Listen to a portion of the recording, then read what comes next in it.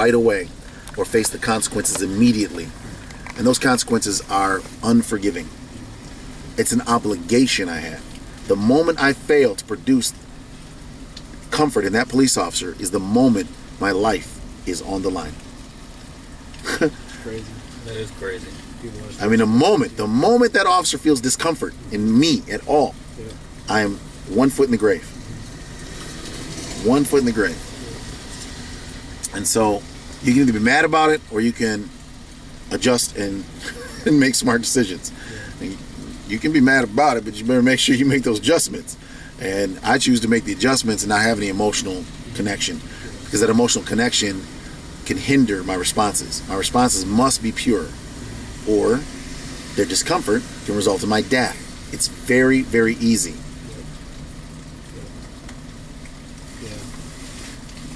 It's gotta be, you gotta be really, really, really ultra positive. I remember I was in Virginia. I went to go sit up in my seat. Oh, like this. No, getting pulled over. Going through a yellow. Huh? Oh, go ahead. Yeah. So he goes, this kid's like 21, I'm like 22. He goes, what'd you put in your seat? I'm with a chick too, right? So it makes it even worse. So I was like, nothing. I didn't say sir because he's younger than me. I can tell. He's like, he's got to be younger than me. I was like, no, nothing. He goes, I'm not going to ask you again. What did you put under your seat? I go, nothing. He goes, don't make me ask you one more time. You understand? If I have to ask you one more time, I'm going to pull you out of this car. Now, mind you, I train in martial arts, 8 days a week. I bench press 8 days a week. I carry a gun with a gun permit. He didn't ask me any of that. The chance of him being able to defeat me in open fighting is 0. Yet I must be completely calm. It's not only my rights are going to be violated right now, I'm being disrespected in front of a woman, which at 22 is hard to do for most men. And I think he's about to violate my rights even worse in a second. Right? And I'm hoping to God I have the patience to be beaten or hit without responding. I've never been hit by a police officer, but I really hope that I thought this was going to happen. I don't know what else to say. I just said no. I sat up in my seat out of respect. He didn't ask me, what were you doing yet? He just went, as soon as I said, no, nothing. Well, make me ask you again. Do not make me, I will pull you out of this car. And I'm still like trying not to get upset because I'm with a female. We're going to the movies, which is right here, by the way. So it's a little embarrassing as well. And now I'm being yelled at and disrespected. Yeah. So now I need military discipline. Luckily, I was airborne. I know how to be disciplined, right? But imagine a common guy, how he could be feeling disrespected right now in front of a woman. Yeah, so I get out of the car. He goes, get out of the car now. Opens the door. Get up and get your hands against the wall. And he's like, he's rough. He's kind of getting rough with me. Put your hands against the car. Now. Do it now. Okay. So he searches me. And he puts his head under my seat. His gun is sitting right here. Puts both hands under there. I'm like, dude, clearly you trust me a lot. Your hands are away from your weapon, and they're under the seat, and your head is under the seat, and your gun is sitting in my face. My hands are unsecured. I'm not handcuffed. You didn't put me in the back of the car. You left me right here.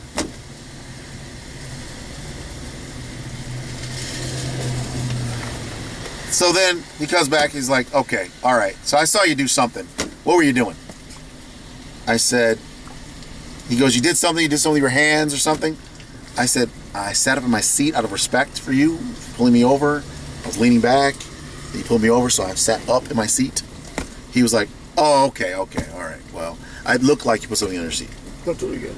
No, he goes, and because I was wrong, and I give him credit for this, I'm going to give you a break on the ticket because you did run the yellow. I said, why don't we just have 2 red lights instead of yellow? What's the point of the yellow part? Why don't we just have 2 reds? Like a light red and a dark red, since you can't go through yellow. I was like, I don't understand. So the yellow's a trick. So the yellow makes you think you can go through, but you really can't. He's like, he didn't like that part. He's like, I don't know. Anyway, I'm not going to give you a ticket because I was wrong about, and I shouldn't disrespect you, and I apologize for that. I was like, wow. It's pretty incredible. What? Really? Good stuff. Bipolar police Wow, officer. that's professional. I was like, I can give this guy respect, credit for that. Huh, okay. That's rare. I'm barely mad. Actually, I'm kind of glad. I was about to get a ticket. You can yell at me. If we're going to trade yelling for ticket, I'll go for yell every time. Yeah. Shh. He just let me go. He was young. He didn't know. He didn't know he's supposed to give me a ticket now to kind of cover himself. In case I went to make a complaint right now, he can get in a lot of trouble. I didn't complain. I was good to go. Because I consider that an officer with integrity. You know? He just handled. I hope he handles himself differently later. Like, you don't have to disrespect people. There's no reason to disrespect me. He can say, oh, okay, you didn't pay that shit? No problem, sir. Please step out of the car. I want you to have a seat in the back of my car, and I'll be right with you. That's all. He finds a gun under my seat. Oh, got a gun under your seat. Now you're going to be arrested for this. Okay. But you know what? Where's the mean part? Where's the part where you had to disrespect someone? I don't understand where that came from. Yeah. I get a call because there's people home invading this old man. Escalation of force to get compliance. I go into my Nextel. That's why we use earpieces now. My Nextel goes off, right? 4 guys come barreling out of this apartment. I catch 2 of them. I was like, all right, stop, don't run. Running hurts. Don't do it. Hey, come here, man. Don't touch the door. So I catch 2 of them, right? I was like, hey, take your shirt off. This guy is bleeding to death. He's your friend. His arm is shooting out arterial blood. It's just flying out of his arm. While they were attacking the old man, the 80-year-old guy from Georgia, he put his hand through the glass table of this old man. These guys are in their early 20s, and his arm is shooting out blood. So I said, now, strap your shirt around his arm, elevate him, save your friend's life. Let's go. So I said, now you hold his arm, direct pressure, elevation, gotta hold his arm. You can't run. So I said, you guys just chill, just have a seat. They're like, oh man, yeah, oh man. Ouch, looking at like 20 years, home invasion 1, attacking a man in his house. Ouch. Why you gotta be all bleeding and shit, man? Right. Well, you guys are going to be sitting down for a good minute, probably like 20 years. I didn't say that. I was like, I'm sure you guys will be fine. Just you really can't home invade people, It's kind of like some rules against that. It's home invasion, it's not good. Attacking people in their house, especially 80-year-old men. Well, he threw our stuff outside, knows who stole it. You mean you didn't pay your rent? And then they evicted you? And the 80-year-old man who sweeps the stairwells, you're trying to hold him accountable?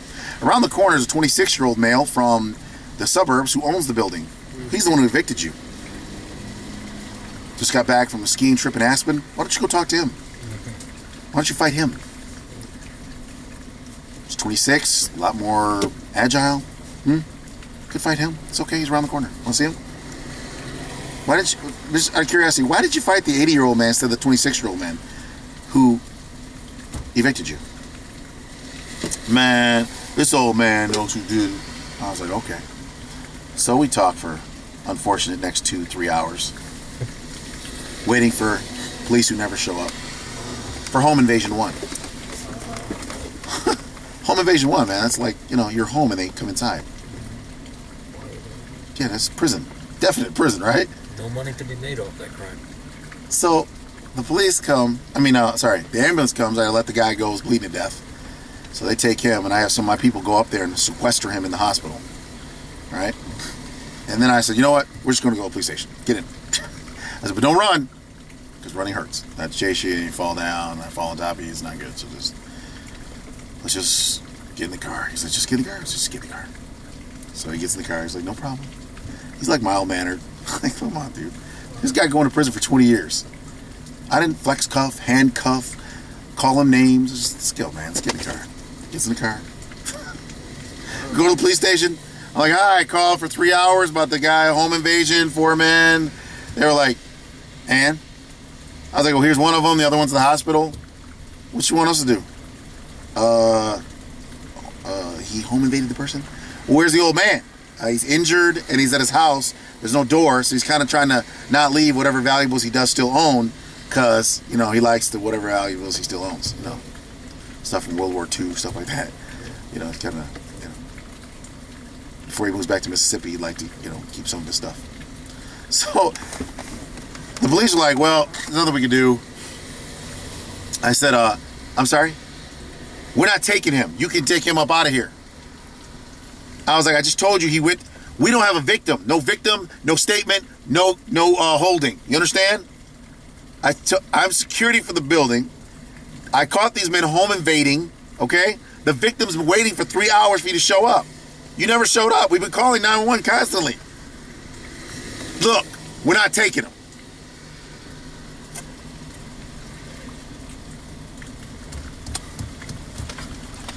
I was like, okay. So the guy was like this. He looked at me and goes, oh, can I go? I can go? I'm good. I was like, hey, are you serious right now?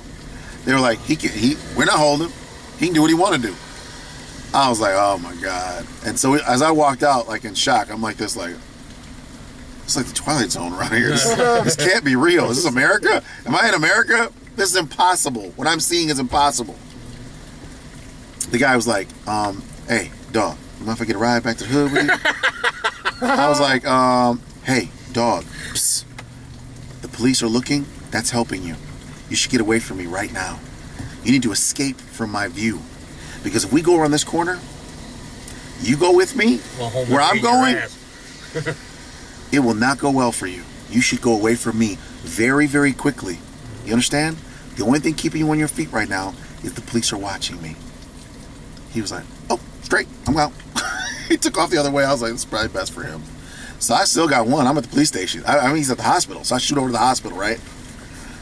As soon as I walk in the door, this guy walks up to me and goes, hey, how's it going?